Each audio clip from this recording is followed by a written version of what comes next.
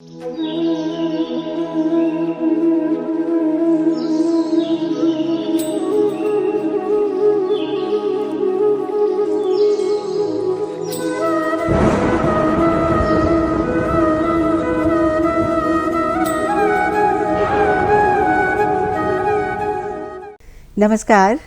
Programme कारबार दे विच मैं पूनम वर्मा तुहाडा सब दा बहुत बहुत स्वागत करती हाँ। दोस्तों, कारबार दे विच असी कोई ना कोई ऐसा समस्या या ऐसा कोई विचार लेके आने हाँ जिहदा साडे दर्शकां नूं ज़्यादा तो ज़्यादा फायदा होवे कारबार निभाउण दे विच। ते अज गल करांगे असी रिश्तिਆਂ बारे। ਉਹ ਕਹਿੰਦੇ ਨੇ ना, पहले घर कच्चे हुंदे सीगे पर रिश्ते बहुत मजबूत हुंदे सी। अज का इंसान जिहड़ा है बहुत वड्डे वड्डे पक्के घरां दे विच रहिंदा है, पर रिश्ते जिहड़े ने वो किते ना किते खत्म होंदे जा रहे हैं। साडी इंसानियत किते ना किते खत्म होंदी जा रही है। खास करके साडे बच्चियां दे विच, युवा पीढ़ी दे विच रिश्तियां दे प्रति मोह भंग जिहड़ा है वो बहुत वधदा जा रहा है। इस बारे गलबात करांगे असी अज के कारबार प्रोग्राम दे विच। ते इस दे वास्ते साडे स्टूडियो दे विच ने डॉक्टर नीलम जुल्का, जिहड़े कि एजुकेशन दे नाल जुड़े रहे ने, HOD रहे ने, ते लिखदे भी बहुत सोहना ने, कवितावां भी लिखदे ने, किताबां भी लिखियां ने इन्हां ने, ते इस दे नाल ही NGO भी चलाउंदे ने। नीलम जी, बहुत बहुत तुहाडा स्वागत है। नमस्कार जी। एक बहुपक्षी जिहड़ी शख्सियत है वो साडे नाल बैठी है, ते असी बहुत खुश हाँ इस दे लई कि तुहाडे नाल अज असी इस टॉपिक दे उत्ते जिहड़ी है असी गलबात करनी है। ते नीलम जी, जिस तरह की गल असी कीती रिश्तियां दी, है ना, रिश्तियां दे विच मोह भंग जिहड़ा बच्चियां दा खास करके, वैसे तो सब दा ही बहुत ज़्यादा हो रहा है, ते तुसी की सोचदे हो की कारण है? हाँ, देखो तुसी बिल्कुल ठीक किया कि एक टाइम सीगा कि जदों साडे रिश्तियां च बहुत निग सी जी, बहुत अपनापा सी, एक दूजे नाल असी बहुत प्यार नाल रहिंदे सीगे। लेकिन अजकल उन्हां रिश्तियां दे नाल मोह भंग हो रहा है। उहदा कारण ये है कि बच्चे जिहड़े हैगे हैं वो जॉइंट फैमिली विच नहीं रहिंदे हैगे जी, क्योंकि वो इकल परिवार विच रहन करके उन्हां नूं जिहड़े रिश्ते हैगे हैं, जिस तरह दादा दादी दा रिश्ता हैगा, नाना नानी का रिश्ता है, या बुआ जी का, फुफड़ का है, या मामा मामी का है, इन्हां सारे रिश्तों तो वो वांझे हो गए ने। तो उन्होंने पता ही नहीं है कि मिल के आपस विच प्यार नाल किद्दां रहना है, तो किद्दां एक दूजे नाल बहुत सोहना जीवन बिताना है। तो इस करके जदों वो कल्ले ही हो गए, उन्हां दे जीवन विच जिस तरह कहते हैं कि प्रेम दी एक प्यास ही रह गई जी, तो उन्हां नूं इन्हां रिश्तिਆਂ बारे पता ही नहीं है, तो तां वो रिश्तिਆਂ दे बारे उन्हां दे जीवन विच मोह भंग हो ही जांदा हैगा। बिल्कुल सही किया जी। वैसे भी जिहड़े इट्टा पत्थरियां दे मकान हुंदे ने, उहदे विच जदों रिश्तियां दे एहसास जिहड़े ने वो फलदे फुलदे ने, तां ही एक घर बनदा है। ते रिश्ते जिस तरह कि तुसीं कहा कि बहुत ही घट गए ने, ते मोह भंग जिहड़ा साडा भी हो रहा है, अगों बच्चियां दा जिहड़ा वो बहुत ज़्यादा हो रहा है।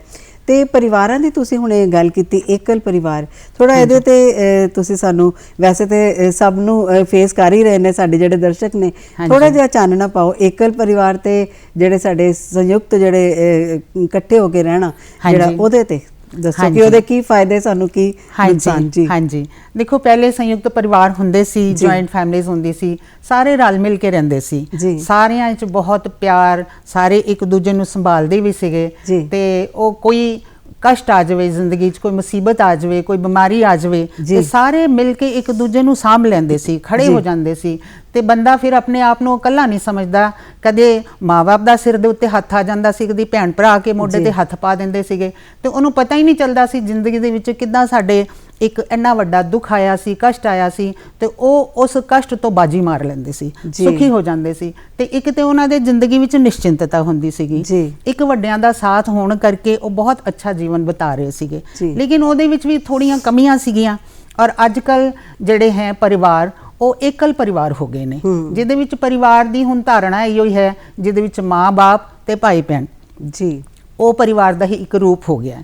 तो जब हुण एक परिवार एकल हो गया तो उन्होंने सारी जिम्मेवारियां कल्ले ही सामभणियां पैंदियां, चाहे सुख होवे भावें दुख होवे। वो बंदे ठीक है, वो अपनी आज़ादी भी ਖੂਬ ਮਾਣ ਰਹੇ ਨੇ, ਉਹਨਾਂ ਨੂੰ ਲੱਗਦਾ ਕਿ ਵੀ ਅਸੀਂ ਇੰਜੋਏ ਕਰ ਰਹੇ ਹਾਂ ਆਜ਼ਾਦੀ ਨੂੰ, ਲੇਕਿਨ ਫਿਰ ਵੀ ਜ਼ਿੰਦਗੀ ਵਿੱਚ ਉਹਨਾਂ ਨੂੰ ਸਾਰੀ ਜ਼ਿੰਮੇਵਾਰੀਆਂ ਆਪਣੇ ਆਪ ਇਕੱਲਿਆਂ ਹੀ ਨਿਭਾਉਣੀ ਪੈਂਦੀ ਹੈ। ਤੇ ਇਹ ਏਕਲ ਪਰਿਵਾਰ ਹੁੰਦਾ ਜੇ ਸਿੰਗਲ ਪਰਿਵਾਰ ਹੁੰਦਾ ਹੈ, ਤੇ ਇਹਦੇ ਵਿੱਚ ਬੱਚੇ ਜਿਹੜੇ ਹੈਗੇ ਉਹ ਫਿਰ ਰਿਸ਼ਤਿਆਂ ਤੋਂ ਥੋੜੇ ਵਾਂਝੇ ਹੋ ਜਾਂਦੇ ਨੇ। ਹਾਂਜੀ, ਤੇ ਇੱਥੋਂ ਇਹੀ ਲੱਗਦਾ ਕਿ ਏਕਲ ਪਰਿਵਾਰ ਹੈ ਇਹ ਇੱਕ ਬਹੁਤ ਵੱਡਾ ਜਿਹੜਾ ਕਾਰਨ ਬਣਿਆ ਰਿਸ਼ਤਿਆਂ ਦੇ ਮੋਹ ਭੰਗ ਹੋਣ ਦਾ, ਕਿਉਂਕਿ ਅਸੀਂ ਜਿਹੜਾ ਆਪਣਾ ਸਮਾਂ ਕੱਟਿਆ ਹੈ ਉਹ ਬਹੁਤ ਵਧੀਆ ਜਿਹੜਾ ਹੈ ਵੱਡੇ ਪਰਿਵਾਰਾਂ ਦੇ ਵਿੱਚ ਕੱਟਿਆ ਹੈ, ਤੇ ਅਸੀਂ ਬਹੁਤ ਵਧੀਆ ਜਿਹੜਾ ਸਮਾਂ ਕੱਟਿਆ। ਏਕਲ ਪਰਿਵਾਰ ਹੋਣ ਦੇ ਕਾਰਨ ਜਿਹੜੇ ਰਿਸ਼ਤਿਆਂ ਦੇ ਪ੍ਰਤੀ ਬੱਚਿਆਂ ਦਾ ਜਿਹੜਾ ਧਿਆਨ ਹੈ ਉਹ ਬਹੁਤ ਜਿਹੜਾ ਘਟਦਾ ਜਾ ਰਿਹਾ। ਤੇ ਤੁਸੀਂ ਆਜ਼ਾਦੀ ਦੀ ਗੱਲ ਕੀਤੀ ਨੀਲਮ ਜੀ, ਆਧੁਨਿਕਰਨ ਅਸੀਂ ਇਹਨੂੰ ਕਹਿ ਸਕਦੇ ਹਾਂ, ਹਨਾ, ਆਜ਼ਾਦੀ ਨੂੰ ਮਾਡਰਨਾਈਜੇਸ਼ਨ ਜਾਂ ਆਧੁਨਿਕਰਨ ਜ਼ਿਆਦਾ ਹੋ ਗਿਆ, ਤੇ ਇਹ ਵੀ ਤੁਹਾਨੂੰ ਲੱਗਦਾ ਨਾ ਕਿ ਕਿਤੇ ਨਾ ਕਿਤੇ ਫਰਕ ਪਾ ਰਿਹਾ? ਅਸਲ ਵਿੱਚ ਇਹ ਹੈ ਕਿ ਵੀ ਹੁਣ ਅੱਜ ਦੀ ਜਿਹੜੀ ਜ਼ਿੰਦਗੀ ਹੈ ਉਹ ਬਹੁਤ ਤੇਜ਼ ਰਫ਼ਤਾਰ ਨਾਲ ਅੱਗੇ ਦੌੜ ਰਹੀ ਹੈ, ਤੇ ਵੈਸ਼ਵਿਕ ਜਗਤ ਦਾ ਜਿਹੜਾ ਹੈਗਾ ਉਹਦੀ ਸੰਸਕ੍ਰਿਤੀ ਦਾ, ਗਲੋਬਲਾਈਜੇਸ਼ਨ ਦਾ ਜਿਹਨੂੰ ਕਹਿ ਸਕਦੇ ਹਾਂ, ਉਹਦਾ ਅਸਰ ਸਾਡੇ ਜੀਵਨ ਤੇ ਪੈ ਰਿਹਾ ਹੈਗਾ, ਤੇ ਸਾਰਿਆਂ ਦੀ ਸੋਚ ਵਿੱਚ ਵੀ ਮਾਡਰਨਾਈਜੇਸ਼ਨ ਜਾਂ ਆਧੁਨਿਕਰਨ ਆਈ ਜਾਂਦਾ ਹੈਗਾ।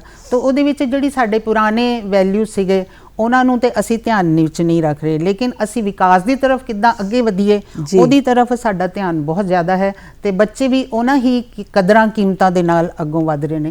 ਤੇ ਜਦ ਆਧੁਨਿਕਰਨ ਆ ਗਿਆ ਹੈ ਤੇ ਉਹਦੇ ਵਿੱਚ ਅਸੀਂ ਭੌਤਿਕਤਾ ਨੂੰ ਜ਼ਿਆਦਾ ਮਹੱਤਵ ਦਿੰਦੇ ਹਾਂ, ਵਿਕਾਸ ਨੂੰ ਜ਼ਿਆਦਾ ਮਹੱਤਵ ਦਿੰਦੇ ਹਾਂ, ਜਾਂ ਜਿਹੜੀ ਸਾਡੀ ਵੈਸਟਰਨ ਕਲਚਰ ਹੈ ਉਹਦੇ 'ਚ ਉਪਭੋਗਤਾਵਾਦ ਜ਼ਿਆਦਾ ਆ ਗਿਆ, ਤੇ ਮਟੀਰੀਅਲਿਜ਼ਮ ਦੇ ਕਰਕੇ ਸਾਡੀ ਅਪਰੋਚ ਵੀ ਜ਼ਿੰਦਗੀ ਦੇ ਪ੍ਰਤੀ ਜਿਹੜੀ ਹੈ ਉਹ ਮਟੀਰੀਅਲਾਈਜ਼ਡ ਹੀ ਹੋਈ ਜਾਂਦੀ ਹੈ, ਤੇ ਜਿਹਦੇ ਨਾਲ ਸਾਡੀ ਵੈਲਿਊਜ਼ ਚੇਂਜ ਹੋ ਰਹੀਆਂ, ਸਾਡੇ ਰਹਿਣ ਸਹਿਣ ਦਾ ਢੰਗ, ਸਾਡੇ ਸੋਚਣ ਦਾ ਢੰਗ, ਸਾਡੀ ਪੜ੍ਹਾਈ ਦਾ ਢੰਗ, ਸਾਡੇ ਅੱਗੇ ਵਧਣ ਦਾ ਢੰਗ, ਸਾਰਾ ਕੁਝ ਜਿਹੜਾ ਹੈ ਉਹ ਬਦਲਦਾ ਜਾ ਰਿਹਾ ਹੈ। ਤੇ ਜਿਹੜੇ ਸਾਡੇ ਸੰਸਕਾਰ ਸੀ, ਪ੍ਰੇਮ, ਪ੍ਰੀਤ, ਸਹਾਨੂਭੂਤੀ ਵਗੈਰਾ, ਇੱਕ ਦੂਜੇ ਨਾਲ ਭਾਈਚਾਰਾ, ਉਹ ਥੋੜਾ ਜਿਹਾ ਪਿੱਛੇ ਹੋਈ ਜਾਂਦਾ। ਜ਼ਿੰਦਗੀ ਅੱਗੇ ਜਾ ਰਹੀ ਹੈ ਲੇਕਿਨ ਸਾਡੇ ਸੰਸਕਾਰ ਥੋੜੇ ਪਿੱਛੇ ਨੂੰ ਜਾਈ ਜਾਂਦੇ ਆ, ਜਿਹਦੇ ਕਰਕੇ ਥੋੜੀ ਜਿਹੀ ਰਿਸ਼ਤਿਆਂ ਦੀ ਸਾਨੂੰ ਖੋਖਲਾਪਨ ਥੋੜਾ ਨਜ਼ਰ ਆਉਣਾ ਸ਼ੁਰੂ ਹੋ ਗਿਆ। ਜੀ ਬਿਲਕੁਲ, ਜਿਹੜੀ ਤੁਸੀਂ ਗੱਲ ਕੀਤੀ ਨੀਲਮ ਜੀ ਆਧੁਨਿਕਰਨ ਦੀ, ਤੇ ਮੈਨੂੰ ਲੱਗਦਾ ਜਿਹੜੇ ਰਿਸ਼ਤੇ ਹੈ ਵੀ ਨੇ ਉਹਨਾਂ ਨੂੰ ਜਿਹੜਾ ਅਸੀਂ ਇੱਕ ਸੰਬੋਧਨ ਕਰਦੇ ਹਾਂ ਰਿਸ਼ਤਿਆਂ ਨੂੰ, ਉਹ ਪੁਰਾਣੇ ਤੇ ਵਰਡ ਮੈਨੂੰ ਲੱਗਦਾ ਖਤਮ ਹੀ ਹੋ ਗਏ ਨੇ, ਸ਼ਬਦਾਵਲੀ ਜਿਹੜੀ ਪੁਰਾਣੀ ਹੈ ਰਿਸ਼ਤਿਆਂ ਦੀ, ਜਿਵੇਂ ਭੂਆ ਫੁੱਫੜ, ਤਾਇਆ ਤਾਈ, ਚਾਚਾ ਚਾਚੀ,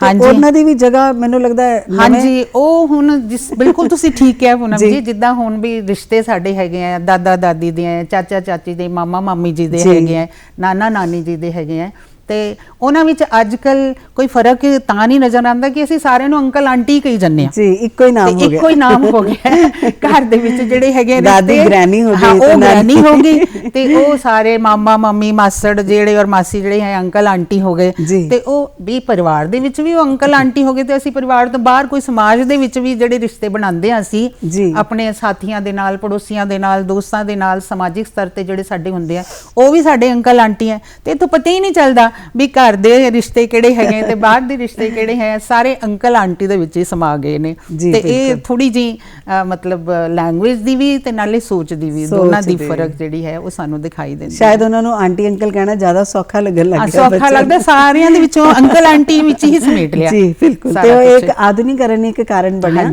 ਕਿ ਜਿਹੜੇ ਸ਼ਬਦ ਨੇ ਉਹ ਵੀ ਖਤਮ ਹੋ ਗਏ, ਰਿਸ਼ਤੇ ਤਾਂ ਖਤਮ ਹੋਏ ਹੀ, ਘੱਟ ਹੋਏ ਹੀ, ਪਰ ਉਹਨਾਂ ਨੂੰ ਜਿਹੜੇ ਸੰਬੋਧਨ ਕਰਨ ਵਾਲੇ ਸ਼ਬਦ ਨੇ ਉਹ ਵੀ ਘਟ ਗਏ। ਜੀ ਉਹ ਵੀ ਘਟ ਗਏ। ਜੀ, ਤੇ ਤੁਹਾਨੂੰ ਲੱਗਦਾ ਕਿ ਇੱਥੇ ਜਿੱਦਾਂ ਅੱਜ ਕੱਲ ਬਹੁਤ ਤੁਸੀਂ ਹੁਣੇ ਕਿਹਾ ਤੇਜ਼ ਰਫ਼ਤਾਰ ਸਾਡੀ ਜ਼ਿੰਦਗੀ ਹੈ, ਤੇ ਹਰ ਇੱਕ ਬੰਦਾ ਕੰਮਕਾਜੀ ਹੈ, ਮਾਂ ਬਾਪ ਪੇਰੈਂਟਸ ਜਿਹੜੇ ਨੇ ਉਹ ਕੰਮਕਾਜੀ ਨੇ, ਤੇ ਇਹ ਵੀ ਇੱਕ ਕਾਰਨ ਬਣ ਰਿਹਾ ਹੈ ਰਿਸ਼ਤਿਆਂ ਨੂੰ ਕੱਟਣ ਦਾ। ਹਾਂਜੀ ਪੂਨਮ ਜੀ, ਆ ਵੀ ਕਿਉਂਕਿ ਅੱਜ ਕੱਲ ਪਹਿਲੇ ਤੇ ਹੁੰਦਾ ਸੀ ਸਿਰਫ ਜੈਂਟਸ ਹੀ ਕਮਾਉਣ ਜਾਂਦੇ ਸੀ, ਪਰਿਵਾਰ ਦੇ ਜਿਹੜੇ ਪਰਿਵਾਰ ਚੱਲਦਾ ਸੀਗਾ, ਲੇਕਿਨ ਅੱਜ ਕੱਲ ਲੇਡੀਜ਼ ਵੀ ਐਜੂਕੇਟਿਡ ਨੇ, ਸਿੱਖਿਆ ਪਾ ਰਹੀਆਂ ਨੇ, ਉਹ ਵੀ ਅੱਗੇ ਵਧ ਰਹੀਆਂ ਨੇ, ਹਰ ਫੀਲਡ ਵਿੱਚ ਉਹ ਅੱਗੇ ਆ ਰਹੀਆਂ ਹੈਗੀਆਂ, ਤੇ ਹੁਣ ਪੇਰੈਂਟਸ ਜਿਹੜੇ ਹੈਗੇ ਆ ਉਹ ਦੋਨੋਂ ਹੀ ਤਕਰੀਬਨ ਨੌਕਰੀ ਕਰਦੇ ਹੈ, ਔਰ ਉਹਨਾਂ ਦੀ ਇੱਕ ਖੁਆਇਸ਼ ਹੁੰਦੀ ਹੈ ਕਿ ਅਸੀਂ ਇੰਨਾ ਪੈਸਾ ਕਮਾਈਏ ਦੋਨੋਂ ਮਿਲ ਕਰਕੇ ਕਿ ਸਾਡਾ ਘਰ ਬਹੁਤ ਅੱਛੀ ਤਰ੍ਹਾਂ ਚੱਲੇ, ਸਾਰੀਆਂ ਸੁੱਖ ਸੁਵਿਧਾਵਾਂ ਅਸੀਂ ਜ਼ਿੰਦਗੀ ਵਿੱਚ ਮੁਹੱਈਆ ਕਰਾ ਸਕੀਏ ਆਪਣੇ ਆਪ ਨੂੰ ਵੀ ਤੇ ਬੱਚਿਆਂ ਨੂੰ ਵੀ, ਤੇ ਬੱਚਿਆਂ ਦਾ ਵੀ ਸੁਖਦ ਜੀਵਨ ਬਣਾਉਣ ਲਈ, ਉਹਨਾਂ ਦਾ ਫਿਊਚਰ ਅੱਛਾ ਬਣਾਉਣ ਲਈ ਉਹ ਸੋਚਦੇ ਨੇ ਕਿ ਵੀ ਹਾਂ ਸਾਡੇ ਕੋਲ ਆਰਥਿਕ ਆਧਾਰ ਚੰਗਾ ਹੋਣਾ ਚਾਹੀਦਾ ਹੈ। ਲੇਕਿਨ ਇਸ ਪ੍ਰੋਸੈਸ ਵਿੱਚ ਸਭ ਤੋਂ ਵੱਡੀ ਆਇਰਨੀ ਇਹ ਹੈ ਕਿ ਵੀ ਬੱਚਿਆਂ ਨੂੰ ਉਹ ਪੂਰਾ ਟਾਈਮ ਨਹੀਂ ਦੇ ਪਾਉਂਦੇ, ਕਿਉਂਕਿ ਪੇਰੈਂਟਸ ਦੋਨੋਂ ਹੀ ਸਵੇਰੇ ਚਲੇ ਜਾਂਦੇ ਨੇ ਤੇ ਸ਼ਾਮ ਨੂੰ ਥੱਕੇ ਹਾਰੇ ਵਾਪਸ ਘਰ ਆਉਂਦੇ ਆ ਤੇ ਇਸ ਪ੍ਰੋਸੈਸ ਵਿੱਚ ਬੱਚਾ ਜਿਹੜਾ ਹੈਗਾ ਉਹ ਸਕੂਲ ਤੋਂ ਆ ਕੇ ਜਾਂ ਤੇ ਜਿਹੜੇ ਘਰ ਵਿੱਚ ਕੰਮ ਕਰਨ ਵਾਲੀਆਂ ਨੇ ਉਹਨਾਂ ਦੇ ਸਪੁਰਦ ਹੋ ਜਾਂਦਾ ਹੈ ਜਾਂ ਫਿਰ ਟਿਊਸ਼ਨਾਂ ਤੇ ਪਹੁੰਚਦਾ ਹੈ ਤੇ ਉਹਨੂੰ ਜਿਹੜਾ ਲਾਡ ਦੁਲਾਰ ਮਾਪਿਓ ਤੋਂ ਮਿਲਣਾ ਚਾਹੀਦਾ ਸੀਗਾ ਜਾਂ ਸੰਸਕਾਰ ਮਾਪਿਓ ਤੋਂ ਮਿਲਣੇ ਚਾਹੀਦੇ ਸੀਗੇ ਉਹ ਬੱਚਿਆਂ ਨੂੰ ਨਹੀਂ ਮਿਲ ਪਾਉਂਦੇ ਤੇ ਇਸ ਕਰਕੇ ਬੱਚਿਆਂ ਦੇ ਵਿੱਚ ਉਹ ਪੂਰਾ ਇੰਨਾ ਵਿਕਾਸ ਨਹੀਂ ਹੋ ਪਾਉਂਦਾ, ਉਨੀ ਗਰੋਥ ਨਹੀਂ ਹੋ ਪਾਉਂਦੀ ਸੰਸਕਾਰਾਂ ਦੀ ਵੀ ਔਰ ਸਰੀਰਕ ਸਤਰ ਤੇ ਵੀ ਤੇ ਜਿਹੜੀ ਉਹਦੇ ਵਿੱਚ ਹੋਣੀ ਚਾਹੀਦੀ ਸੀ। ਤੇ ਇਸ ਹਿਸਾਬ ਨਾਲ ਪੇਰੈਂਟਸ ਦਾ, ਦੋਨਾਂ ਪੇਰੈਂਟਸ ਦਾ ਜਿਹੜਾ ਜੌਬ ਤੇ ਜਾਣਾ ਹੈਗਾ ਉਹ ਬੱਚਿਆਂ ਲਈ ਕਿਤੇ ਨਾ ਕਿਤੇ ਨਾਲੇ ਉਹੀ ਗੱਲ ਹੈ ਕਿ ਸਮੇਂ ਦੀ ਘਾਟ ਹੋਣ ਕਰਕੇ ਉਹ ਘਰ ਦੇ ਵਿੱਚ ਜਿਹੜੇ ਰਿਸ਼ਤੇ ਹੈ ਵੀ ਨੇ ਉਹਨਾਂ ਨੂੰ ਵੀ ਜਿਹੜੇ ਉਹ ਨਾ ਖੁਦ ਸੰਭਾਲ ਪਾਉਂਦੇ ਨਾ ਉਹ ਬੱਚਿਆਂ ਨੂੰ ਦੱਸ ਪਾਉਂਦੇ, ਬੱਚਿਆਂ ਨੂੰ ਵੀ ਨਹੀਂ ਸੰਭਾਲ ਪਾਉਂਦੇ। ਦੂਸਰਾ ਇਹ ਹੈ ਕਿ ਉਹ ਇੰਨੇ ਐਗਜ਼ੌਸਟ ਹੋਏ ਹੁੰਦੇ, ਨਾਲੇ ਕੱਲ ਦੀ ਤਿਆਰੀ ਵਾਸਤੇ ਵੀ ਹੁੰਦੇ ਆ ਕਿਉਂਕਿ ਅਗਲੇ ਦਿਨ ਜਾ ਕੇ ਵੀ ਉਹਨਾਂ ਨੇ ਆਫਿਸ ਵਿੱਚ ਕੰਮ ਕਰਨਾ ਹੁੰਦਾ, ਉਹਨਾਂ ਨੇ ਪੂਰਾ ਆਪਣਾ ਮਤਲਬ ਦੇਣਾ ਹੁੰਦਾ, ਰਿਜ਼ਲਟ ਦਿਖਾਉਣਾ ਹੁੰਦਾ ਤੇ ਉਹਦੇ ਵਾਸਤੇ ਕਈ ਵਾਰੀ ਹੁੰਦਾ ਕਿ ਵੀ ਬੱਚਿਆਂ ਦੇ ਨਾਲ ਉਹ ਦੂਸਰੇ ਰਿਸ਼ਤੇਦਾਰਾਂ ਦੀ ਵੀ ਗੱਲਬਾਤ ਨਹੀਂ ਕਰਾ ਪਾਉਂਦੇ ਜਾਂ ਉਹਨਾਂ ਨੂੰ ਮਿਲਵਾ ਨਹੀਂ ਪਾਉਂਦੇ ਤੇ ਜਿਸ ਦੇ ਕਰਕੇ ਜਿਹੜੇ ਰਿਸ਼ਤੇ ਹੈਗੇ ਆ ਉਹ ਬੱਚੇ ਰਿਸ਼ਤਿਆਂ ਤੋਂ ਦੂਰ ਹੋ ਰਹੇ ਜੀ। ਤੇ ਤੁਹਾਨੂੰ ਲੱਗਦਾ ਨੀਲਮ ਜੀ ਕਿ ਸਾਡੀ ਸਹਿਨਸ਼ੀਲਤਾ, ਸਾਡੀ ਪੇਸ਼ੈਂਸ ਵੀ ਕਿਤੇ ਨਾ ਕਿਤੇ ਕੋਈ ਰੋਲ ਨਿਭਾ ਰਹੀ ਹੈ? ਹਾਂ, ਪੇਸ਼ੈਂਸ ਤੇ ਬਹੁਤ ਵੱਡਾ ਰੋਲ ਨਿਭਾਉਂਦੀ ਹੈ ਸਾਡੀ ਜ਼ਿੰਦਗੀ ਵਿੱਚ, ਪਰ ਸਵਾਲ ਹੁਣ ਇਹ ਪੈਦਾ ਹੁੰਦਾ ਹੈ ਕਿ ਅੱਜ ਦੀ ਜਨਰੇਸ਼ਨ ਵਿੱਚ ਪੇਸ਼ੈਂਸ ਬਹੁਤ ਘਟਦੀ ਜਾ ਰਹੀ ਹੈ। ਉਹਦਾ ਕਾਰਨ ਵੀ ਇਹ ਹੈ ਕਿ ਉਹ ਬੱਚੇ ਇਕੱਲੇ ਰਹਿੰਦੇ ਆ, ਉਹਨਾਂ ਨੂੰ ਪਤਾ ਹੀ ਨਹੀਂ ਹੈ ਜ਼ਿੰਦਗੀ ਵਿੱਚ ਧੀਰਜ ਦਾ ਕੀ ਮਹੱਤਵ ਹੈਗਾ ਜਾਂ ਸਾਨੂੰ ਕਿਸ ਤਰ੍ਹਾਂ ਕਿਸੇ ਵੀ ਸਮੱਸਿਆ ਨੂੰ ਕਿੱਦਾਂ ਸਾਂਭਣਾ, ਉਹਦੇ ਨਾਲ ਕਿਸ ਤਰ੍ਹਾਂ ਅਸੀਂ ਮੁਕਾਬਲਾ ਕਰਨਾ ਹੈ। ਤੇ ਉਹਨਾਂ ਨੂੰ ਬਸ ਇਹ ਹੁੰਦਾ ਹੈ ਕਿ ਹਾਂ ਸਾਡਾ ਜਿਹੜਾ ਕੋਈ ਵੀ ਲਕਸ਼ ਹੈਗਾ ਉਹਦੇ ਵੱਲ ਤੁਰ ਪੈਂਦੇ ਨੇ ਤੇ ਉਹਨੂੰ ਕਰਨ ਦੀ ਹੀ ਇੱਕ ਚਾਹ ਉਹਨਾਂ ਦੇ ਮਨ ਵਿੱਚ ਹੁੰਦੀ ਹੈ, ਲੇਕਿਨ ਕੀ ਅੱਛਾ ਹੈ ਕੀ ਬੁਰਾ ਉਹਨਾਂ ਨੂੰ ਇੰਨਾ ਨਹੀਂ ਪਤਾ ਹੁੰਦਾ। ਜਰਾ ਜਿਹਾ ਵੀ ਕੋਈ ਉਹਨਾਂ ਨੂੰ ਸਮਝਾਉਣ ਦੀ ਵੀ ਕੋਸ਼ਿਸ਼ ਕਰੇ ਜਾਂ ਉੱਚਾ ਜੇ ਉਹਨਾਂ ਨੂੰ ਸਹੀ ਨਹੀਂ ਲੱਗਦਾ ਤੇ ਉਹ ਇੱਕਦਮ ਆਪਣੀ ਪ੍ਰਤੀਕਿਰਿਆ ਦਿੰਦੇ ਆ, ਰਿਐਕਸ਼ਨ ਦਿੰਦੇ ਆ ਤੇ ਉਹਨਾਂ ਵਿੱਚ ਉਹ ਪੇਸ਼ੈਂਸ ਨਹੀਂ ਹੁੰਦੀ। ਉਹਦੇ ਨਾਲ ਕਈ ਵਾਰੀ ਹੁੰਦਾ ਹੈ ਕਿ ਵੀ ਉਹ ਦੂਸਰਿਆਂ ਦਾ ਕੰਮ ਤੇ ਖਰਾਬ ਕਰਦੇ, ਕਈ ਵਾਰੀ ਆਪਣਾ ਕੰਮ ਵੀ ਖਰਾਬ ਕਰ ਲੈਂਦੇ ਆ, ਉਹਨਾਂ ਦਾ ਆਪਣਾ ਜੀਵਨ ਵੀ ਕਈ ਵਾਰੀ ਖਤਰੇ 'ਚ ਪੈ ਜਾਂਦਾ ਹੈ। ਤੇ ਪੇਸ਼ੈਂਸ ਤੇ ਬਹੁਤ ਜ਼ਰੂਰੀ ਹੈ, ਇਹ ਮਾਂ-ਬਾਪ ਨੂੰ ਬੱਚਿਆਂ ਨੂੰ ਜ਼ਰੂਰ ਸਿਖਾਉਣੀ ਚਾਹੀਦੀ ਹੈ, ਜਿਹੜੇ ਸੰਸਕਾਰ ਨੇ ਉਹ ਬੱਚਿਆਂ ਨੂੰ ਜ਼ਰੂਰ ਦੇਣੇ ਚਾਹੀਦੇ ਜੀ, ਕਿਉਂਕਿ ਕਿਤੇ ਨਾ ਕਿਤੇ ਸਹਿਨਸ਼ੀਲਤਾ ਜਿਹੜੀ ਰਿਸ਼ਤਿਆਂ ਨੂੰ ਸਮੇਟ ਕੇ ਰੱਖਣ ਲਈ ਬਹੁਤ ਜ਼ਰੂਰੀ ਹੈ, ਸਹਿਨਸ਼ੀਲਤਾ ਸਾਡੀ। ਤੇ ਇੱਕ ਨੀਲਮ ਜੀ ਮੇਰੇ ਦਿਮਾਗ ਵਿੱਚ ਇਹ ਗੱਲ ਆ ਰਹੀ ਸੀ ਕਿ ਜਿਸ ਤਰ੍ਹਾਂ ਅੱਜ ਕੱਲ੍ਹ ਪ੍ਰਾਪਰਟੀਜ਼ ਦੇ ਬੜੇ ਝਗੜੇ ਵੇਖੇ ਜਾਂਦੇ ਨੇ ਘਰ ਪਰਿਵਾਰਾਂ ਦੇ ਵਿੱਚ, ਹੈ ਨਾ, ਭਰਾਵਾਂ ਦੀ ਜਾਇਦਾਦ ਦਾ ਤਾਂ ਸੀਗਾ ਹੀ ਪਹਿਲੇ ਹੀ, ਤੇ ਅੱਜ ਕੱਲ੍ਹ ਜਿੱਦਾਂ ਬੇਟੀਆਂ ਨੂੰ ਵੀ ਜਾਇਦਾਦ ਦੇਣ ਦਾ ਇੱਕ ਕਾਨੂੰਨ ਬਣ ਗਿਆ ਤੇ ਉਹ ਵੀ ਕਿਤੇ ਨਾ ਕਿਤੇ ਮੈਨੂੰ ਲੱਗਦਾ ਰਿਸ਼ਤਿਆਂ ਦੇ ਵਿੱਚ ਦਰਾਰ ਪੈਦਾ ਕਰ ਰਹੀ ਹੈ ਚੀਜ਼ਾਂ। ਹਾਂਜੀ, ਥੋੜਾ ਜਿਹਾ ਜਦੋਂ ਇਨਸਾਨ ਮੈਂ ਕਹਿੰਦੀ ਹਾਂ ਕਿ ਸੈਲਫਿਸ਼ ਹੋ ਜਾਂਦਾ ਜੀ, ਹੈ ਨਾ, ਆਰਥਿਕ ਪੱਖੋਂ ਬਹੁਤ ਜਲਦੀ ਹੋ ਜਾਂਦਾ ਹੈ ਤੇ ਤਾਂ ਇਹੋ ਜਿਹੀਆਂ ਸਮੱਸਿਆਵਾਂ ਸਾਡੀ ਜ਼ਿੰਦਗੀ 'ਚ ਆਉਂਦੀਆਂ। ਨਹੀਂ ਤੇ ਦੇਖਿਆ ਜਾਵੇ ਕੀ ਹੈ, ਭਰਾ ਵਿੱਚ, ਭੈਣ ਭਰਾ ਵਿੱਚ ਇਹ ਪ੍ਰਾਪਰਟੀ ਹੀ ਹੈ ਨਾ ਜੀ। ਜੇ ਉਹ ਮੰਨ ਲਵੇ ਕਿ ਹਾਂ ਇਹ ਪ੍ਰਾਪਰਟੀ ਮਾਂ-ਬਾਪ ਦੀ ਹੈ, ਇਹ ਸਾਰਿਆਂ ਨੂੰ ਮਿਲਣੀ ਹੈ, ਸੁੱਖ ਵਾਸਤੇ ਮਿਲਣੀ ਹੈ, ਸਾਰਿਆਂ ਦਾ ਜੀਵਨ ਅੱਛਾ ਹੋ ਜਾਵੇ ਤੇ ਉਹਦੀ ਲੜਾਈ ਝਗੜੇ ਦਾ ਤਾਂ ਕੋਈ ਮਤਲਬ ਹੀ ਨਹੀਂ ਹੁੰਦਾ। ਲੇਕਿਨ ਅੱਜ ਕੱਲ੍ਹ ਇਹ ਬਹੁਤ ਮਤਲਬ ਵਾਪਰ ਰਿਹਾ ਹੈ ਕਿ ਵੀ ਪ੍ਰਾਪਰਟੀ ਕਰਕੇ ਭੈਣ ਭਰਾ ਦੇ ਨਾਲ ਹੀ ਨਹੀਂ, ਮਾਂ-ਬਾਪ ਨੂੰ ਵੀ ਬਹੁਤ ਜ਼ਿਆਦਾ ਮਤਲਬ ਜਿਹੜੇ ਬੱਚੇ ਹੈਗੇ ਆ ਕਦੀ ਲੜਾਈ ਝਗੜੇ ਉਹਨਾਂ ਨਾਲ ਕਰਨ ਲੱਗੇ ਆ। ਈਵਨ ਕਈ ਤੇ ਇਹੋ ਜਿਹੀਆਂ ਵੀ ਖਬਰਾਂ ਅਸੀਂ ਸੁਣਦੇ ਹਾਂ ਕਿ ਵੀ ਬੇਟੇ ਨੇ ਬਾਪ ਨੂੰ ਮਾਰ ਦਿੱਤਾ, ਉਹਨਾਂ ਦੀ ਹੱਤਿਆ ਕਰ ਦਿੱਤੀ ਸਿਰਫ ਪ੍ਰਾਪਰਟੀ ਪਿੱਛੇ, ਜਾਇਦਾਦ ਪਿੱਛੇ। ਤੇ ਇਹਨਾਂ ਮਤਲਬ ਕਿ ਸੈਲਫਿਸ਼ ਬੰਦੇ ਨੂੰ ਨਹੀਂ ਹੋਣਾ ਚਾਹੀਦਾ। ਪ੍ਰਾਪਰਟੀ ਉਹ ਲੈ ਵੀ ਲਏਗਾ ਤੇ ਜੇ ਉਹਦੇ ਜੀਵਨ ਵਿੱਚ ਬਾਪ ਨਹੀਂ ਹੋਏਗਾ, ਮਾਂ-ਬਾਪ ਨਹੀਂ ਹੋਣਗੇ ਜਾਂ ਭੈਣ ਭਰਾ ਆਪਸ ਵਿੱਚ ਇੱਕ ਦੂਜੇ ਦੇ ਨਾਲ ਮਿੱਠੇ ਰਿਸ਼ਤਿਆਂ ਨਾਲ ਨਹੀਂ ਜੀਣਗੇ ਤੇ ਕੀ ਜ਼ਿੰਦਗੀ ਵਿੱਚ ਹੋਏਗਾ। ਲੇਕਿਨ ਅੱਜ ਕੱਲ੍ਹ ਬੰਦਾ ਨਹੀਂ ਸੋਚ ਰਿਹਾ, ਉਹਨਾਂ ਨੂੰ ਇਹ ਲੱਗਦਾ ਵੀ ਜਾਇਦਾਦ ਮਿਲ ਜਾਏ, ਪ੍ਰਾਪਰਟੀ ਮਿਲ ਜਾਏ, ਮੈਨੂੰ ਸਾਰੇ ਸੁੱਖ ਮਿਲ ਜਾਣ। ਤੇ ਜਦੋਂ ਇਦਾਂ ਦੀ ਸੋਚ ਆਉਂਦੀ ਹੈ ਤੇ ਇਦਾਂ ਫਿਰ ਘਟਨਾਵਾਂ ਘਟ ਜਾਂਦੀਆਂ ਜੀ। ਬਿਲਕੁਲ, ਇਨਸਾਨ ਨੂੰ ਸੋਚਣਾ ਚਾਹੀਦਾ ਕਿ ਜਾਇਦਾਦ ਜਿਹੜੀ ਆ ਉਹ ਕਿਸੇ ਕੰਮ ਨਹੀਂ ਆਣੀ, ਜਿਸ ਤਰ੍ਹਾਂ ਕਿ ਤੁਸੀਂ ਕਿਹਾ। ਤੇ ਬੱਚੇ ਕਿਉਂ ਇੰਨੇ ਜ਼ਿਆਦਾ ਬਿਲਕੁਲ ਅਣਜਾਣ ਹੋ ਗਏ ਨੇ ਰਿਸ਼ਤਿਆਂ ਤੋਂ ਨੀਲਮ ਜੀ? ਉਹ ਦੇਖੋ, ਇੱਕ ਤੇ ਇਹ ਹੈ ਕਿ ਮਤਲਬ ਸਾਡੇ ਇਕਲ ਪਰਿਵਾਰ ਹੈਗੇ ਆ, ਦੂਜਾ ਮਾਂ-ਬਾਪ ਜੌਬ ਵਿੱਚ ਆ ਗਏ ਹੈਗੇ ਆ, ਤੇ ਤੀਸਰਾ ਇਹ ਹੈ ਮੈਨੂੰ ਇਹ ਲੱਗਦਾ ਹੈ ਕਿ ਅੱਜ ਕੱਲ੍ਹ ਜਿਹੜਾ ਸੋਸ਼ਲ ਮੀਡੀਆ ਦਾ ਵੀ ਜ਼ਮਾਨਾ ਹੈਗਾ ਸਾਡੇ ਮਤਲਬ ਲਾਈਫ ਵਿੱਚ ਕਾਫੀ ਕੁਛ ਚੇਂਜ ਆਈ ਜਾਂਦਾ ਹੈ।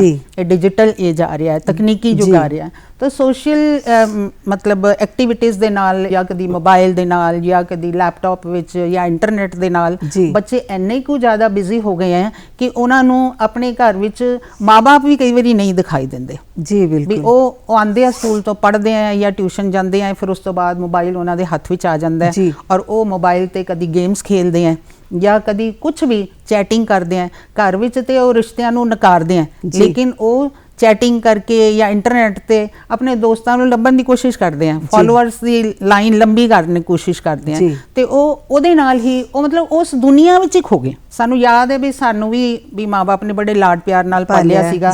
ਬੱਚੇ ਖਾਣਾ ਨਹੀਂ ਖਾਂਦੇ ਤੇ ਉਹਦੇ ਪਿੱਛੇ ਪਿੱਛੇ ਘੁੰਮਦੇ ਸੀਗੇ, ਗਰਾਈ ਲੈ ਕੇ ਅਸੀਂ ਵੀ ਘੁੰਮਦੇ ਰਹੇ ਹਾਂ। ਲੇਕਿਨ ਅੱਜ ਕੱਲ ਕੀ ਹੁੰਦਾ, ਬੱਚਾ ਛੋਟਾ ਜਿਹਾ ਉਹ ਰੋ ਰਿਹਾ, ਉਹ ਖਾਣਾ ਨਹੀਂ ਖਾ ਰਿਹਾ, ਉਹਦੇ ਹੱਥ 'ਚ ਮੋਬਾਈਲ ਫੜਾ ਦਿੰਦੇ, ਉਹ ਮੋਬਾਈਲ ਫੜਾ ਦਿੰਦੇ ਜੀ। ਇਹ ਬਹੁਤ ਵੇਖਣ ਚ ਆਉਂਦਾ ਹੈ, ਬਹੁਤ ਜ਼ਿਆਦਾ। ਉਹ ਮੋਬਾਈਲ ਦੇਖ ਰਿਹਾ ਬੱਚਾ ਤੇ ਉਹਨੂੰ ਗਰਾਈਆਂ ਅਸੀਂ ਮੂੰਹ 'ਚ ਪਾਈ ਜਾਂਦੇ, ਫਟਾਫਟ ਉਹ ਖਾਈ ਜਾਂਦਾ। ਤੇ ਇਹ ਜਿਹੜੀ ਮਤਲਬ ਮੋਬਾਈਲ ਦੇ ਨਾਲ ਅਸੀਂ ਬੱਚਿਆਂ ਨੂੰ ਜੋੜਿਆ ਹੈ, ਇਹ ਕਿਤੇ ਨਾ ਕਿਤੇ ਪੇਰੈਂਟਸ ਦੀ ਵੀ ਗਲਤੀ ਹੈਗੀ ਹੈ, ਕਿਉਂਕਿ ਅਸੀਂ ਆਪਣੇ ਪਰਪਸ ਨੂੰ ਸਰਵ ਕਰਨ ਵਾਸਤੇ ਬੱਚਿਆਂ ਦੇ ਹੱਥ 'ਚ ਮੋਬਾਈਲ ਦੇ ਦਿੱਤਾ ਤੇ ਉਹ ਮੋਬਾਈਲ ਜਿਹੜਾ ਹੈਗਾ ਉਹ ਉਹਨਾਂ ਕੋਲੋਂ ਛੁੱਟਦਾ ਨਹੀਂ। ਪਿੱਛੇ ਇੱਕ ਇਹੋ ਜਿਹੀ ਖਬਰ ਅਸੀਂ ਦੇਖੀ ਸੀ ਕਿ ਬੱਚਾ ਜਿਹੜਾ ਹੈਗਾ ਉਹ ਮੋਬਾਈਲ ਵਿੱਚ ਗੇਮਸ ਖੇਲ ਰਿਹਾ ਤੇ ਉਹਨੂੰ ਜਿਸ ਤਰ੍ਹਾਂ ਐਗਜ਼ਾਮ ਡੇਜ਼ ਹੈਗੇ ਆ ਤੇ ਉਹਦੀ ਮਦਰ ਨੇ ਉਹਦਾ ਮੋਬਾਈਲ ਲੁਕੋਤਾ, ਮਤਲਬ ਦਿੱਤਾ ਨਹੀਂ।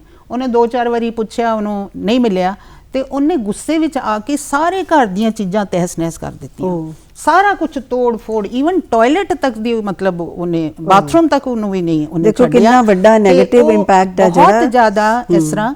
ਔਰ ਉਹਦੇ ਮਦਰ ਵਿਚਾਰੇ ਰੋ ਰਹੇ ਸੀਗੇ। ਦੇਖੋ ਮਤਲਬ ਮਾਂ-ਬਾਪ ਜਿੱਦਾਂ ਬੱਚਿਆਂ ਨੂੰ ਲਾਡ ਪਿਆਰ ਨਾਲ ਪਾਲਦੇ ਆ, ਉਹਨਾਂ ਨੂੰ ਸਾਰੀ ਸੁੱਖ ਸੁਵਿਧਾਵਾਂ ਦਿੰਦੇ ਆ, ਹੈ ਨਾ, ਲੇਕਿਨ ਬੱਚੇ ਜਿਹੜੇ ਹੈਗੇ ਆ ਉਹ ਮੋਬਾਈਲ ਦਾ ਜਾਂ ਇੰਟਰਨੈਟ ਦਾ ਮਿਸਯੂਜ਼ ਤਾਂ ਨਹੀਂ ਕਰ ਰਹੇ। ਇਹਦੇ ਵਾਸਤੇ ਵੀ ਮਾਂ-ਬਾਪ ਨੂੰ ਥੋੜਾ ਸੁਚੇਤ ਰਹਿਣਾ ਪੈਣਾ ਤੇ ਉਹਨਾਂ ਦੇ ਉੱਤੇ ਅੱਖ ਰੱਖਣੀ ਪੈਣੀ ਹੈ। ਤੇ ਇਸ ਕਰਕੇ ਬੱਚਿਆਂ ਨੂੰ ਜਦੋਂ ਆਪਣੇ ਲਈ ਟਾਈਮ ਨਹੀਂ ਤਾਂ ਉਹ ਫਿਰ ਰਿਸ਼ਤਿਆਂ ਦੇ ਨਾਲ ਬਿਲਕੁਲ ਵੀ ਅਣਜਾਣ ਹੋ ਜਾਂਦੇ ਆ। ਉਹਨਾਂ ਨੂੰ ਰਿਸ਼ਤੇ ਸਮਝਣ ਦਾ ਨਾ ਟਾਈਮ ਹੈ, ਨਾ ਹੀ ਉਧਰ ਧਿਆਨ ਹੋ ਜਾਂਦਾ ਹੈ। ਬਿਲਕੁਲ, ਕਿਤੇ ਨਾ ਕਿਤੇ ਅਸੀਂ ਖੁਦ ਹੀ ਬਹੁਤ ਜ਼ਿਆਦਾ ਨਕਾਰਾਤਮਕ ਜਿਹੜਾ ਹੈ ਆਸ-ਪਾਸ ਦੇ ਵਿੱਚ ਆਲਾ ਦੁਆਲਾ ਅਸੀਂ ਪੈਦਾ ਕਰ ਰਹੇ ਹਾਂ ਬੱਚਿਆਂ ਦੇ ਆਸ-ਪਾਸ। ਤੇ ਜਿਸ ਤਰ੍ਹਾਂ ਕਿ ਤੁਸੀਂ ਗੱਲ ਕੀਤੀ ਡਿਜੀਟਲ ਵਰਲਡ ਦੀ, ਤੇ ਇੱਥੇ ਮੇਰੇ ਦਿਮਾਗ ਵਿੱਚ ਇਹ ਗੱਲ ਆਉਂਦੀ ਹੈ ਕਿ ਗਲੋਬਲਾਈਜੇਸ਼ਨ ਨੇ ਦੂਰ ਵਾਲੇ ਰਿਸ਼ਤਿਆਂ ਨੂੰ ਤਾਂ ਅਸੀਂ ਬਹੁਤ ਨੇੜੇ ਸਮਝਦੇ ਹਾਂ ਕਿ ਅੱਜ ਅਸੀਂ ਕੈਮਰਾ ਔਨ ਕੀਤਾ ਤੇ ਵੀਡੀਓ ਔਨ ਕੀਤੀ ਤੇ ਅਸੀਂ ਤੇ, ਲੇਕਿਨ ਜਿਹੜੇ ਅਸੀਂ ਇਕੱਠੇ ਆ ਆਪਸ ਦੇ ਵਿੱਚ ਉਹ ਅਸੀਂ ਬਹੁਤ ਦੂਰ ਆ। ਉਹ ਅਸੀਂ ਬਹੁਤ ਦੂਰ ਹੋ ਗਏ ਕਿ ਘਰ ਦੇ ਵਿੱਚ ਰਹਿੰਦੇ ਹੋਏ ਵੀ ਜਿਹੜਾ ਅਸੀਂ ਨਹੀਂ ਹੋ ਸਕਦੇ। ਤੇ ਅੱਜ ਕੱਲ ਜਿਹੜਾ ਬਨੌਟੀਪਨ, ਜਿਹੜਾ ਦਿਖਾਵਾ, ਉਹ ਬੜਾ ਜ਼ਿਆਦਾ ਹੋ ਗਿਆ। ਇਹ ਵੀ ਇੱਕ ਮੈਨੂੰ ਲੱਗਦਾ ਭੂਮਿਕਾ ਅਦਾ ਕਰਦਾ ਹੈ, ਰੋਲ ਅਦਾ ਕਰਦਾ ਹੈ। ਹਾਂਜੀ, ਉਹੀ ਹੈ ਨਾ ਕਿ ਜਿਸ ਤਰ੍ਹਾਂ ਹੁਣ ਪਹਿਲੇ ਤਾਂ ਰਿਸ਼ਤਿਆਂ ਵਿੱਚ ਆਪਣਾਪਾ ਹੁੰਦਾ ਸੀ, ਇਹ ਆਪਣਾਪਨ ਹੋਣ ਕਰਕੇ ਹੁਣ ਸਾਡੇ ਮਾਂ-ਬਾਪ ਜਿਹੜੇ ਹੈਗੇ ਆ ਉਹ ਬੱਚਿਆਂ ਨਾਲ ਜਾਂ ਪਰਿਵਾਰ ਦੇ ਬੰਦੇ ਜਿਹੜੇ ਬੱਚਿਆਂ ਨਾਲ ਕਿਉਂ ਇੰਨਾ ਪਿਆਰ ਕਰਦੇ ਆ, ਆਪਣਾਪਾ ਹੈ ਜਿਹਦੇ ਕਰਕੇ ਉਹ ਆਪਣੀ ਜ਼ਿੰਦਗੀ ਵੀ ਕੁਰਬਾਨ ਕਰਨ ਲਈ ਤਿਆਰ ਹੋ ਜਾਂਦੇ ਆ ਬੱਚਿਆਂ ਲਈ। ਤੇ ਜਾਂ ਆਪਣੇ ਘਰ ਦੇ ਬੰਦੇ ਹੋਰ ਜਿਹੜੇ ਸੀਗੇ ਉਹ ਵੀ ਜੁੜੇ ਰਹਿੰਦੇ ਆ, ਸੁੱਖ ਦੁੱਖ ਵੇਲੇ ਜੁੜੇ ਰਹਿੰਦੇ ਆ।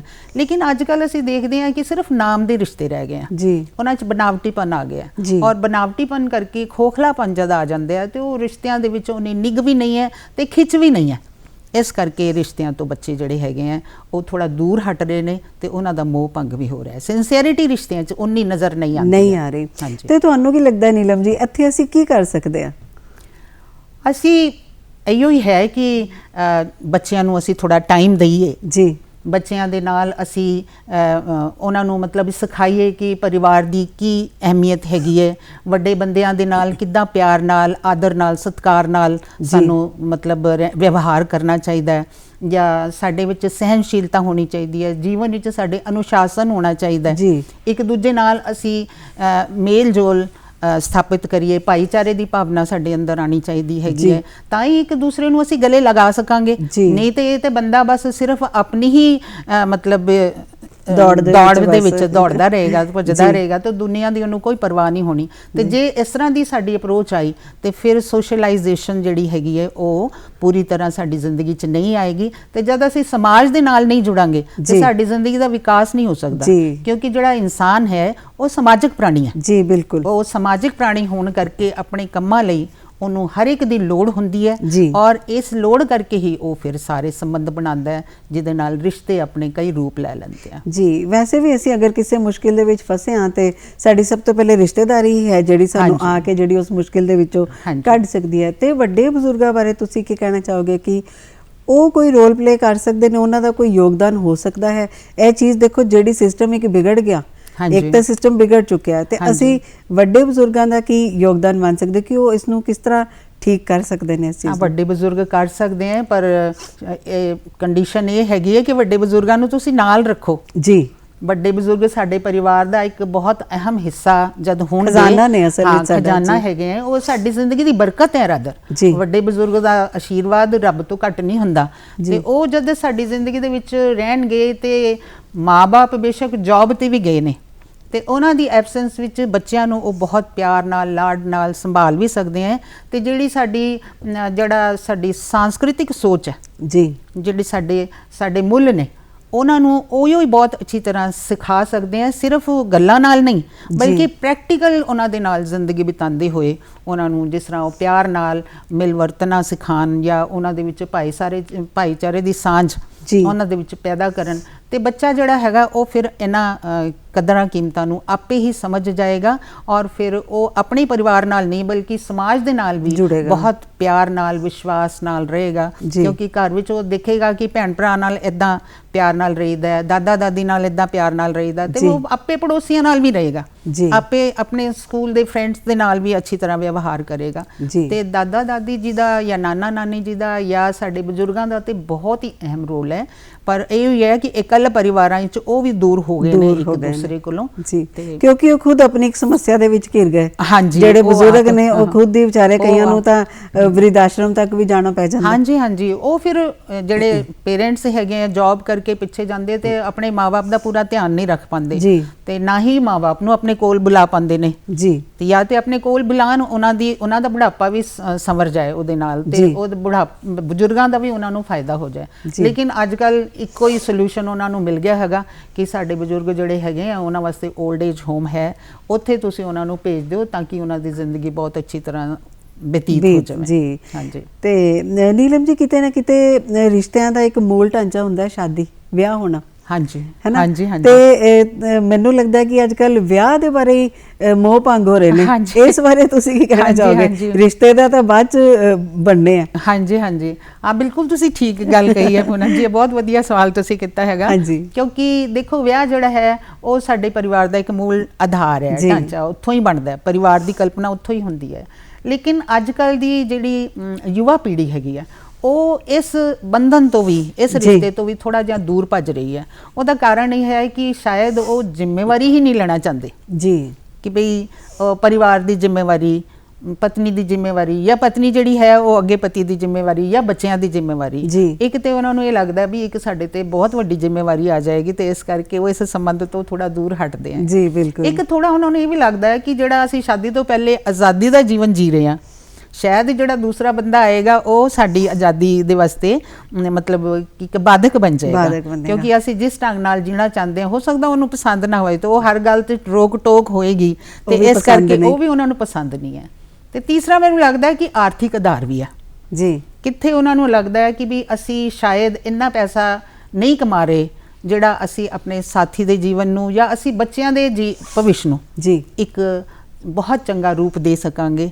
ਤੇ ਇਹ ਕਈ ਕਾਰਨ ਨੇ ਜਿਹਦੇ ਕਰਕੇ ਜਿਹੜੇ ਯੰਗ ਬੱਚੇ ਹੈ, ਯੁਵਾ ਪੀੜ੍ਹੀ ਹੈ, ਉਹ ਮੈਰਿਜ ਦੇ ਪ੍ਰਸਤਾਵ ਸੰਬੰਧ ਤੋਂ, ਰਿਸ਼ਤੇ ਤੋਂ ਦੂਰ ਭੱਜਦੀ ਜਾ ਰਹੀ ਹੈ ਤੇ ਉਹਨਾਂ ਵਿੱਚ ਇੱਕ ਮੋਹ ਭੰਗ ਵੀ ਆ ਰਿਹਾ ਹੈ ਤੇ ਅੱਜ ਕੱਲ ਡਿਵੋਰਸ ਵੀ ਬਹੁਤ ਹੋ ਰਹੇ ਨੇ ਜੀ। ਇਹ ਵੀ ਇੱਕ ਬਹੁਤ ਵੱਡਾ ਇੱਕ ਫੈਕਟਰ ਹੈ ਤੇ ਬੱਚਿਆਂ ਦੇ ਮਨ ਵਿੱਚ ਕਿਤੇ ਨਾ ਕਿਤੇ ਹੋ ਜਾਂਦਾ ਹੈ ਕਿ ਵੀ ਜਦ ਡਿਵੋਰਸ ਹੀ ਹੋਣਾ ਫਿਰ ਕੀ ਆਪਾਂ ਸ਼ਾਦੀ ਕਰਾਣੀ ਹੈਗੀ ਹੈ ਤੇ ਡਿਵੋਰਸ ਰੇਟ ਥੋੜਾ ਵਧੀ ਜਾਂਦਾ ਹੈ। ਇਹ ਵੀ ਬੱਚਿਆਂ ਦੇ ਮਨ ਵਿੱਚ ਥੋੜੀ ਜਿਹੀ ਨਾ ਇਨਸਿਕਿਉਰਿਟੀ ਦੀ ਫੀਲਿੰਗ ਆ ਗਈ ਹੈ ਤੇ ਇਸ ਤਰ੍ਹਾਂ ਕਈ ਕਾਰਨ ਹੈਗੇ ਆ। ਮੈਨੂੰ ਲੱਗਦਾ ਕਿ ਬੱਚਿਆਂ ਵਿੱਚ ਸ਼ਾਦੀ ਦੇ ਪ੍ਰਤੀ ਵੀ ਮੋਹ ਭੰਗ ਹੋ ਰਿਹਾ ਹੈ, ਜਿਹੜਾ ਉਹ ਸੰਬੰਧ ਹੈ ਜਿਹਦਾ ਨਾਲ ਬੰਦਾ ਸੋਚਦਾ ਹੈ ਕਿ ਸਾਡਾ ਸਾਰਾ ਜੀਵਨ ਬਹੁਤ ਸੁਖੀ ਹੋ ਜਾਏਗਾ ਜੀ।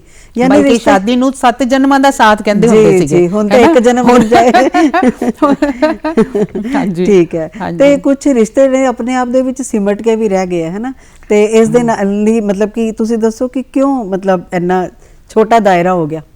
ਉਹਦੇ ਪਿੱਛੇ ਇਹੋ ਹੈ ਕਿ ਵੀ ਸਾਰੇ ਜਿਹੜੇ ਹੈਗੇ ਆ ਅਸੀਂ ਸਿੰਗਲ ਪਰਿਵਾਰ ਦੇ ਵਿੱਚ, ਇਕਲ ਪਰਿਵਾਰ ਦੇ ਵਿੱਚ ਰਹਿ ਰਹੇ ਆ ਤੇ ਕੱਲੇ ਹੋਣ ਕਰਕੇ ਬੱਚੇ ਜਿਹੜੇ ਆ ਇੰਡੀਪੈਂਡੈਂਟ ਬਹੁਤ ਹੋ ਗਏ ਨੇ ਔਰ ਜਦੋਂ ਉਹ ਇੰਡੀਪੈਂਡੈਂਟ ਹੋ ਗਏ ਉਹਨਾਂ ਨੂੰ ਸਾਰੀ ਸੁੱਖ ਸੁਵਿਧਾਵਾਂ ਮਿਲ ਰਹੀਆਂ ਤੇ ਉਹਨਾਂ ਨੂੰ ਨਾਲੇ ਵੀ ਆਪਣੇ ਇੱਕ ਕੱਲੇ ਸੈੱਲ ਦੇ ਵਿੱਚ ਹੀ ਰੱਖਿਆ ਗਿਆ ਇੱਕ ਤਰ੍ਹਾਂ ਦਾ, ਯਾਨੀ ਅਸੀਂ ਕਿਤੇ ਨਾ ਕਿਤੇ ਆਜ਼ਾਦੀ ਦਾ ਜਿਹੜਾ ਉਹ ਗਲਤ ਮਤਲਬ ਕੁੱਲ ਮਿਲਾ ਕੇ ਇਹੀ ਨਿਚੋੜ ਨਿਕਲਿਆ ਕਿ ਆਜ਼ਾਦੀ ਦੇ ਅਸੀਂ ਜਿਹੜੇ ਨੇ ਗਲਤ ਮਤਲਬ ਲਏ ਨੀਲਮ ਜੀ, ਹਨਾ। ਹਾਂਜੀ ਹਾਂਜੀ ਹਾਂਜੀ ਬਈ ਰਿਸ਼ਤੇ ਜਿਹੜੇ ਨੇ ਹਨਾ ਜੇ ਅਸੀਂ ਨਹੀਂ ਸੰਭਾਲ ਕੇ ਰੱਖਾਂਗੇ ਤੇ ਉਹ ਜਿਹੜੀਆਂ ਵਿਆਹਾਂ ਤੇ ਬੋਲੀਆਂ ਪੈਂਦੀਆਂ ਕਿ ਜੇ ਭੰਗੜਾ ਤਾਂ ਸੱਜਦਾ ਜੇ ਨੱਚੇ ਮੁੰਡੇ ਦੀ ਭੂਆ ਤੇ ਭੰਗੜਾ ਤਾਂ ਸੱਜਦਾ ਜੇ ਨੱਚੇ ਮੁੰਡੇ ਦਾ ਦਾਦਾ, ਤੇ ਉਹ ਕਿਤੇ ਨਾ ਕਿਤੇ ਅਸੀਂ ਜਿਹੜਾ ਨਾ ਉਹਨਾਂ ਚੀਜ਼ਾਂ ਤੋਂ ਵਾਂਝੇ ਰਹਿ ਜਾਾਂਗੇ। ਤੁਸੀਂ ਕੀ ਕਹਿਣਾ ਚਾਹੋਗੇ? ਠੀਕ ਹੈ ਮੈਂ ਨਹੀਂ ਬਿਲਕੁਲ ਠੀਕ ਹੈ ਜੀ ਕਿਉਂਕਿ ਕੋਈ ਵੀ ਜੇ ਕਹਿੰਦੇ ਆ ਦੁੱਖ ਵੇਲੇ ਲੋੜ ਹੈ ਤੇ ਸੁੱਖ ਵੇਲੇ ਵੀ ਲੋੜ ਹੈ ਵੀ ਕੋਈ ਵੀ ਫੰਕਸ਼ਨ ਹੁੰਦਾ ਹੈ, ਚਾਹੇ ਮੈਰਿਜ ਹੈ ਚਾਹੇ ਐਨਵਰਸਰੀ ਹੈ, ਕੋਈ ਹੈ, ਉਹਦੇ ਵਿੱਚ ਜਦ ਤੱਕ ਸਾਰੇ ਰਿਸ਼ਤੇਦਾਰ ਇਕੱਠੇ ਨਹੀਂ ਹੋਣਗੇ ਤੇ ਉਹ ਸੁੱਖ ਦਾ ਵੀ ਮਜ਼ਾ ਨਹੀਂ ਹੈ ਜੀ। ਬਿਲਕੁਲ ਨੀਲਮ ਜੀ, ਬਹੁਤ ਬਹੁਤ ਸ਼ੁਕਰੀਆ ਤੁਹਾਡਾ, ਤੁਸੀਂ ਬਹੁਤ ਵਧੀਆ ਗੱਲਾਂ ਜਿਹੜੀਆਂ ਸਾਡੇ ਨਾਲ ਸਾਂਝੀਆਂ ਕੀਤੀਆਂ ਨੇ ਤੇ ਸਮਾਂ ਇਜਾਜ਼ਤ ਨਹੀਂ ਦਿੰਦਾ ਹੋਰ ਗੱਲਾਂ ਕਰਨ ਦੀ, ਤੇ ਤੁਹਾਡਾ ਬਹੁਤ ਬਹੁਤ ਧੰਨਵਾਦ। ਇਸ ਦੇ ਨਾਲ ਹੀ ਅਸੀਂ ਦਰਸ਼ਕਾਂ ਤੋਂ ਵੀ ਲੈਂਦੇ ਹਾਂ ਇਜਾਜ਼ਤ। ਧੰਨਵਾਦ।